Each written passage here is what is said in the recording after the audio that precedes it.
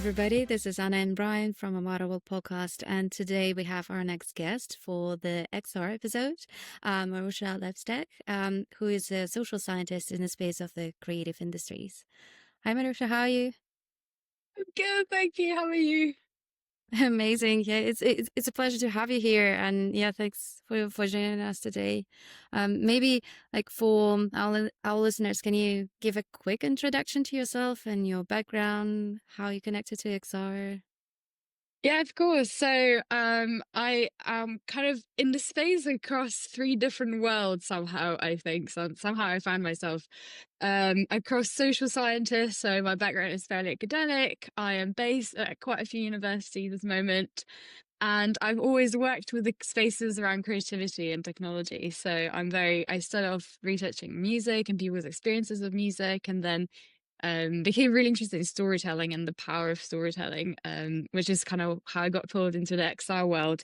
And all of that is always through kind of a perspective of the social impact. I really believe in the power of technology, of engaging people in creative ways.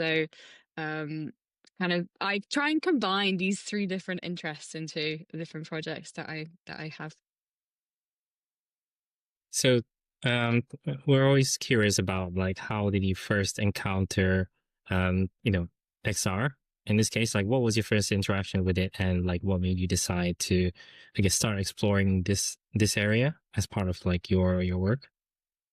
Um, yeah, it's a very good question. I always like to tell people that my XR experience, my first ever XR experience, was way before I actually started working in it, and it wasn't quite very positive because it was like one of those roller coaster experiences that leave you very feeling very queasy. That's I think a lot of people have these kind of first experiences, which as a researcher in this space, I've kind of specialized in audiences for a long time as well, so I find that fascinating in itself. But how I actually got involved in XR as someone who works in this space, I became very interested throughout my PhD in the social impact of music making. I became really interested in social sciences more generally. My background is in psychology, and then spending more time in these spaces, I started to become more interested in kind of the social aspect of it, and the impact that it has on the society as a whole. And through that, I became interested in different modes of engaging people creatively, and storytelling for me is one of the most accessible and exciting spaces to be working in, which is what brought me to StoryFutures, where I started my work in the XR space. And so, for example, can you give some example? Sorry for rumbling. It's Friday. We're recording on Friday. The maybe so people can actually imagine the projects you worked on and what was the story behind them, and like how you came across with the idea. Yeah, of course. I so I've been in the space as a researcher for the last 3, 4 years. So you'd be there's just been so many projects that I've been involved in, because I think when you're a creative, you focus on one project and you work on a project for many years, and it becomes a really deep engagement with a story or an experience. But my role has always been more from a supporting kind of aspect. I like to explain to people it's kind of on a spectrum from facilitating co-creation with audiences and all the way to doing more evaluative type work. And so all kind of my past projects have been on this spectrum. And because my engagement is sometimes, I just come into a project after it's finished as with the task of doing some impact evaluation. It means that I just have so many projects in my bag because it's not that deep dive. So a good example of a project really dear to me, of kind of more impact evaluation style work that I've done with the Green Planet XR augmented reality experience that happened in London quite a few years ago now. that was a really special project for me because I am really passionate about the environment and sustainability in kind of my personal life as well. So when kind of a potential of being engaged with that project came up, I just, I was so down for it and so excited to work with the team with Factory 42 and the BBC Planet Earth team that worked on that. So that's kind of that would be an example of a project that I very much got involved with towards the end, and my task was to evaluate its impact. So they were really interested in kind of the social, the pro-environmental impact the experience might have had. So I created a survey and interviewed some people around the behaviors that this kind of experience encouraged, and then 1 month later, we asked them the same questions to track whether people's pro-environmental behaviors actually changed. And we actually asked people that a year later as well, which is such a, it's so rare to be able to get hold of people a year later. If you're a science nerd, that's like a really exciting thing. So that's a good example of kind of more evaluative type work. And then I would say The Keeper of Paintings with the National Gallery, which is also one of my favorite projects that I worked on, is a very good example of kind of the co-creation type work. And that's also, I took that project over when one of my colleagues left. So she's done the most impressive part of it, which was working with future audiences, which were children. So the National Gallery, they were interested in working with children. So my colleague set up children advisory groups. So there was a group of young children who were advising Arcade and the National Gallery in creation of the experience itself, which must have just been so much fun. That's more of an example of how we can help engage future audiences throughout the creation process, which I think is so incredibly important when, if you want to create an impactful piece of work, you have to create with the communities that you're hoping to influence. So that's kind of a few examples of some projects. I also did lots of work around the space of education and XR for education, which I also feel very passionate about. In general, I think that's how some of us met actually at the recent XR for education event. I have a lot to say about the way the educational system works, and I'm really interested in the role of XR in this space as well. But that's it for now. That's kind of main projects that I've been working in the XR space. Nice. And for some of the projects you mentioned, like obviously those are quite well known projects that had a lot of engagement from the users. Like, what was kind of the surprise learnings that you got from some of these projects, or what came out at the end? And like, how did the audiences engage with XR, and did they come out with a more positive experience out of it, or like good memories, as opposed to, I don't know, maybe being a bit confused about like how did they interact with the technology? Yeah, that's a really good question. Thank you for asking that. It's I must say I've been kind of in this privileged position of seeing a lot of people's first XR experiences, which is always quite exciting. As someone who's been in this space for a long time, I would say it's interesting because people react differently to AR and VR. I would say I think AR feels a little bit more natural for people, just because a lot of people are used to it. Whether they know they're using AR or not, I think Snapchat filters and IKEA furniture are good examples that you usually give to people when you try to explain to them what they're about to experience as well. And then I think VR can sometimes feel a bit intimidating for a lot of people because there's, lots of clunky tech involved, and also, you're so exposed and you don't know what's happening around you when that's so it's been a real privilege to be able to spend a lot of time in these spaces where people experience such technologies, and to be able to have a set of experience that allows me now to advise and also how to set up the spaces where people experience such technologies. So, with VR, it's very important to like create a safe space and make it feel private, and make sure that people know that their belongings are being kept safe. It's just like small little things that make such a big difference. But in terms of kind of a more bigger picture, in terms of kind of the impact that these immersive stories can have on people, that for me is the most rewarding and fascinating part, seeing how much how people are touched by a story that is engaging in such a different way to how they're used to experiencing audiovisual stories. Comparing a 2D screen or a video with an augmented or a virtual reality experience is just so different. And that's the part of it that I'm really interested in as the researcher as well, is whether there is impact in using these technologies. Because if there is not, why are we going through all these, why are we creating more hardware, using more energy to create these experiences? For me, it does often come down to the environmental impact that these technologies have as well. So some of the projects we actually did compare people's experiences of a story in video format or in immersive format, and we actually have seen that engaging people in XR world can have a more profound effect on people and their behaviors. And I think a big part of this is that sense of presence and being physically present in the space where the story is happening.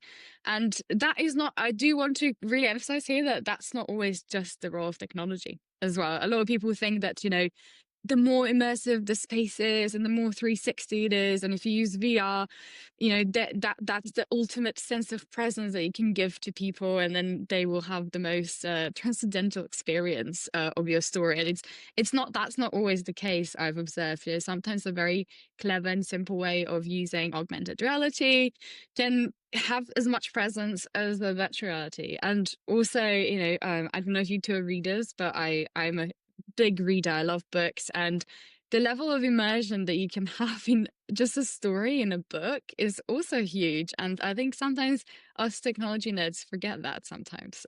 So that's also one piece of advice and one piece of learning that I've had as well.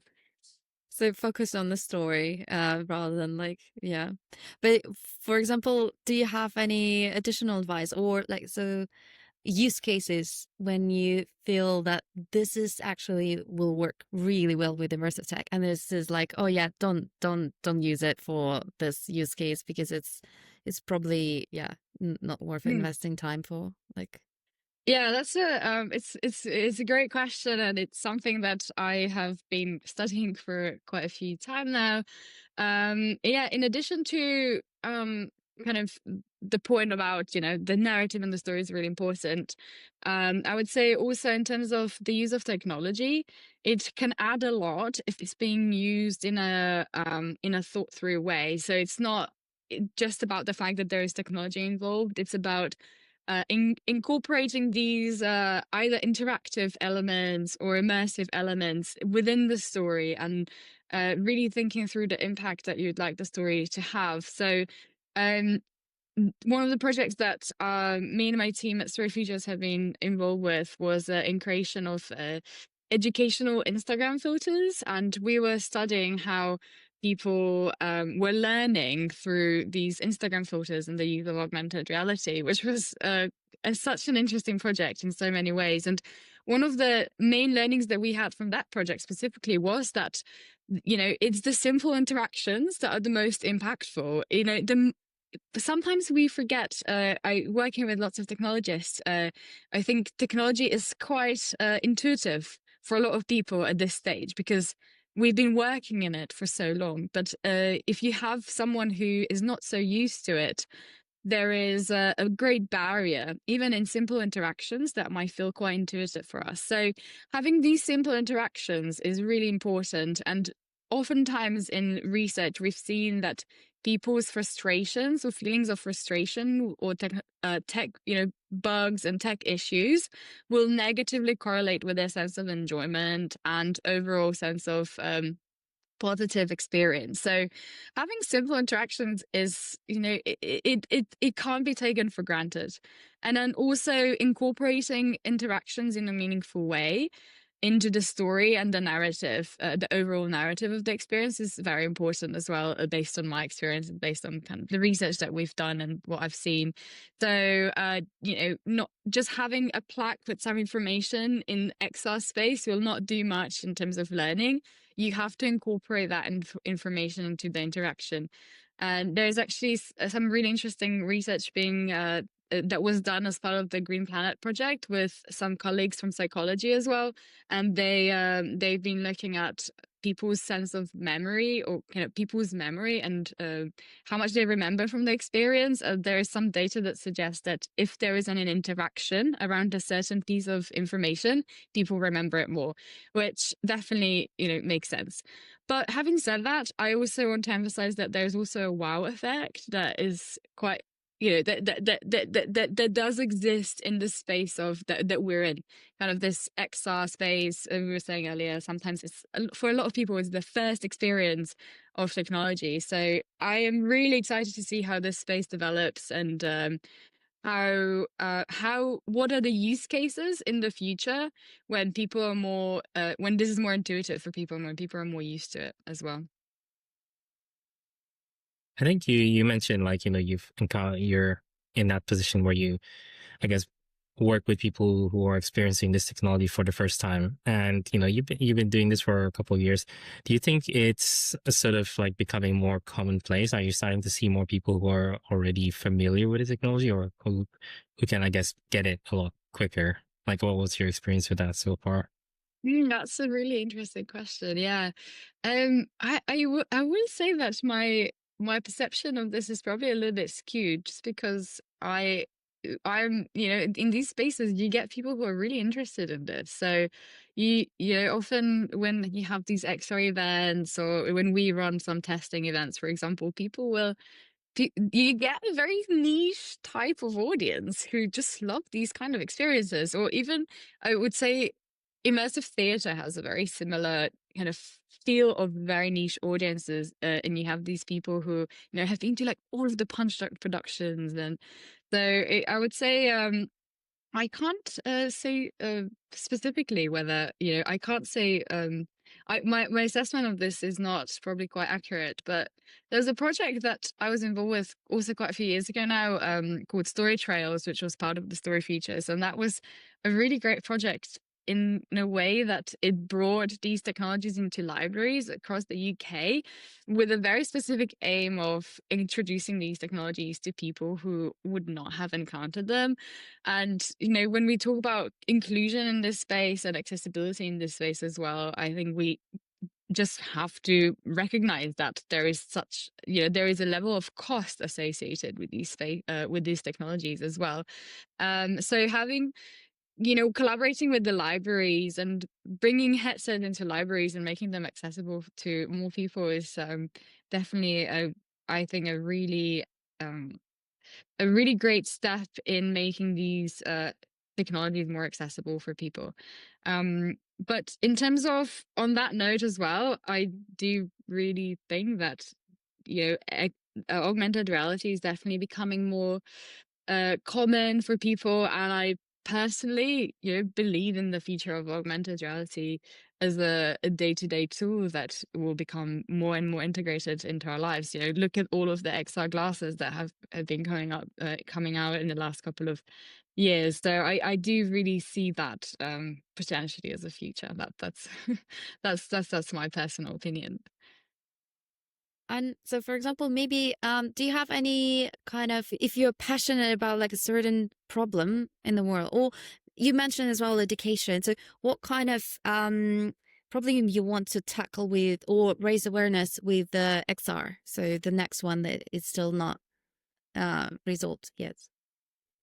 Oh, like me personally, what kind of So kind of like, if you're passionate about like, oh my God, there's still some kind of issue in the world and I want to raise awareness about that, and or that could actually, XR could be a solution, like a key to solve that. That's really interesting. It's interesting when you ask that question. Something that really came to my mind is, and it's not something that I would, I spent a lot of time researching or even thinking about. But interestingly, when you said that, I have thought of tourism and going to different places, which surprised me in a way, actually, thinking of that. But I think that, having this sense of the world and being able to go to places or experiencing what other people experience in day to day, I really see that there is so much potential in XR for that. So often I would see experiences, and sometimes I would think to myself, this can just be a film. This did not have to be an XR experience. Quite frankly, to be honest with you. I mean, I've seen some really great immersive experiences as well, but some of them they just really don't have to be. But there's kind of the potential of just going into a different space, I find fascinating. Even just showing some immersive experiences to my family or my grandparents, they just love that the lobby space in VR when it's just I mean that when I showed it ages ago, it was just like a really fancy living room, and my granddad loved that, and so did my mum. Mum was just like, I don't want to do any experiences, I just want to spend time in this space. So kind of having this sense of I mean, I do love traveling, and I love spending time in nature, and I just love that, you could potentially recreate a really calming environment for yourself. And that goes back to, I was talking earlier about inclusion and the potential of XR that, it has for accommodating different experiences and neurodiversity as well. Something that I've been working with my team at StoryFutures, or CoSTAR now, has also been exploring the potential of multisensory, and having that in combination with this 360 world and recreation of different environments. I'm really excited for that. This kind of mindful calming spaces they can create in the middle of the crazy world that we live in at the moment. I think there is a lot there that hasn't been tapped into. I think there's a lot of potential here. And I guess you kind of touched on it a little bit, but maybe, this is an area that's obviously growing, and I think a lot more people are trying to explore sort of creating experiences in this place. Do you have any kind of advice for people who are coming into this space? Like, okay, how should they, what should they think about when creating their XR experiences? And yeah, any advice from your side? Obviously, from them, they might be just thinking about technology and how to get all the cool new special effects in. But yeah, like, maybe a bit of advice on how to create a nice experience overall. Yeah, it's funny that you said that, because I definitely have seen that a lot in this space of people being really keen on technology, which, by the way, I am really impressed with people in this space and with the creative technologies. I know a lot of incredibly creative and clever creative technologists who are also great people in this space. So I have a lot of respect for them. And obviously, everything that I say is coming from someone who hasn't actually made an immersive experience. So what I can advise on is just kind of my perspective as someone who's being involved with. And also, I am very much talking with my audience's hat on here, or kind of the audience's specialist hat on here. But something that I love to encourage people, also, helping at some XR hackathons, and teaching some of the modules, or at the university around that, how to work with audiences. I always emphasize how important it is to work with your future audiences, and have it driven by the impact that you want to achieve, because essentially that is the best use of your time when creating something in this space. Because if you don't create something that has any impact or does not have an end user or an end viewer, there is, in my opinion, there is no point in creating that. So explore ways of co-creation. I mean, it's also more fun, finding people, getting advice, not working with assumptions and just going out in the world and co-creating with the communities, I think, and potentially in terms of the impact, co-creating or collaborating with the social impact sector and people who can elevate your work and create a new platform for your work, because we all know that in XR currently there is, a lot of issues with distribution and the fact that these great experiences just don't reach enough people. So as many people as possible who can be involved with these experiences, I think that's that would be my advice. Don't just work in isolation. That's also advice for myself. So here we go.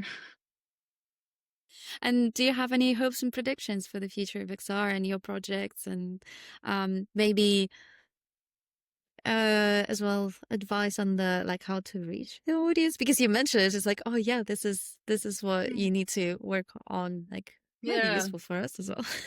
Yeah. I think the distribution part is very quite.